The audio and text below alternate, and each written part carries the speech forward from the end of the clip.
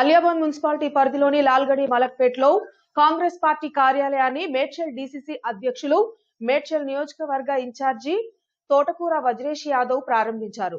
అనంతరం కాంగ్రెస్ పార్టీ నాయకులతో కలిసి మీడియా సమావేశం నిర్వహించారు. మున్సిపాలిటీలో కాంగ్రెస్ పార్టీ జెండా ఎగురవేయడం ఖాయమని, కాంగ్రెస్ ప్రభుత్వం అమలు చేస్తున్న సంక్షేమ పథకాల వల్ల ప్రజల్లో విశ్వాసం పెరిగిందని మేడ్చల్ డీసీసీ అధ్యక్షులు వజ్రేష్ యాదవ్ అన్నారు. లాల్గడి మలక్పేట్లో కాంగ్రెస్ పార్టీ కార్యాలయ ప్రారంభోత్సవంలో మున్సిపల్ కాంగ్రెస్ పార్టీ అధ్యక్షులు తుంకి రమేష్ అధ్యక్షతన వజ్రేష్ యాదవ్ తో పాటు టీపీసీసీ అధికార ప్రతినిధి సింగిరెడ్డి హరివర్ధన్ రెడ్డి, మాజీ ఎమ్మెల్యే సుధీర్ రెడ్డి, సీనియర్ నాయకులు నక్క ప్రభాకర్ గౌడ్లు మీడియా సమావేశం నిర్వహించారు. అందరూ కలిసి మా నాయకులందరూ కూడా ఈ గ్రామానికి సంబంధించి ఈ మున్సిపాలిటీకి సంబంధించి అందరు నాయకులు నామినేషన్ వేసిన తర్వాత ఉదయం నుంచి నామినేషన్ కార్యక్రమాలు నిర్ణయించి నడుస్తూ ఉన్నాయి. ఈ రోజు వరకు లాస్ట్. దాన్ని పురస్కరించుకొని పత్రికా సమావేశం ఏర్పాటు చేసినాం. మరి కూడా ఈ పత్రికా సమావేశానికి వచ్చినటువంటి మా పత్రికా మిత్రులకందరికీ కూడా పేరు పేరున ధన్యవాదాలు తెలియజేస్తా ఉన్నాను.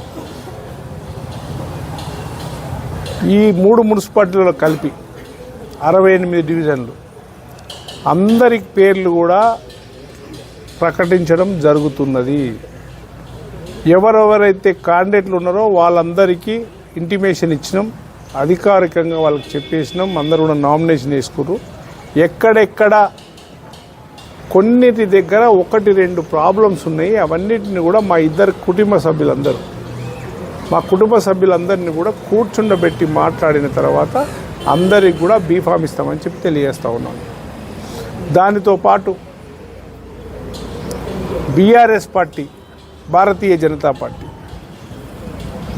2 సంవత్సరాల కింద అసెంబ్లీ ఎన్నికలు జరిగితే ఈ ప్రాంతంలో మల్లారెడ్డి గారికి బ్రహ్మాండమైన మెజార్టీ ఇచ్చి గెలిపించడం జరిగింది.